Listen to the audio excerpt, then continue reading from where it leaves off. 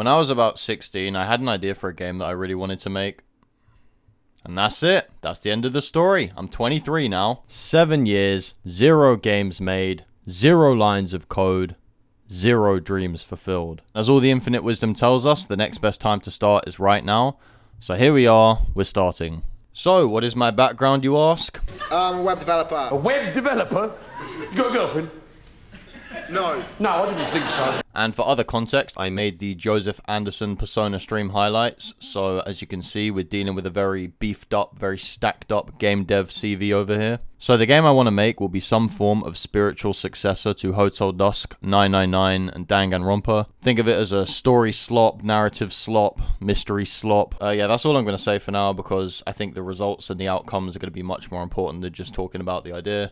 Over the last month, I've been scouring the internet for all different kinds of advice for indie developers. People talk a lot about small scope. Luckily for me, the game I actively want to make is a point-and-click, narrative-heavy game, so it lends itself quite nicely to solo development. I'll be making this game in Unity because I want to make a very heavily customized UI for a point-and-click game, because I don't want my game to just look like it was made straight in Adventure Game Studio or Ren'Py or... The other advice I've seen is don't spend 5 years locking yourself in a dungeon, churning away at a game, and then releasing it, and then no one cares when your project flops because you didn't get feedback early, because the advice is get feedback early. Hopefully things like the YouTube can help with that, or, you know, Discords or Reddit threads, or we'll figure it out. The last bit of advice I've seen is marketing, and also don't make a platformer, and don't make a roguelike deck builder, and also don't make a narrative point-and-click adventure game. If you've made any of those 3 things, it's probably over for you. This could be completely irrelevant because it's just Reddit, but when I look at a lot of indie developers on Reddit, it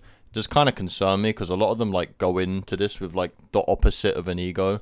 They're like expecting to fail before they've even released a game. Like, oh, I'm just a humble game developer and, you know, I'm expecting to make 50 games and fail 50 times before I make anything that's even worth anybody's time. And it's almost like they're scared to go in confident because they think it's going to be embarrassing if their game flops or something. Like, it's not. When some of my videos that would take months and I'm like, oh, this is definitely going to do well, and it flops, you move on. Bro, I've got 50 more years on this planet. I can make many more videos and many more games. It doesn't matter. I think you should go in with some form of winning mentality. Surely you're handicapping yourself if you're going in expecting to fail just because you're new to something. It's not impossible to make a good game the first time if you just work really hard and you get feedback and you iterate, and surely you can make something decent. Yeah, that's pretty much it though. There's so much more advice out there for video game development than what I've consumed and what I've just chosen to talk about in this video. The TLDR is that my first few sprints are going to be me creating the UI that I want in my game, or at least some of the components. So I'll see you in the next devlog with the results of that, because the results are ultimately all that matter.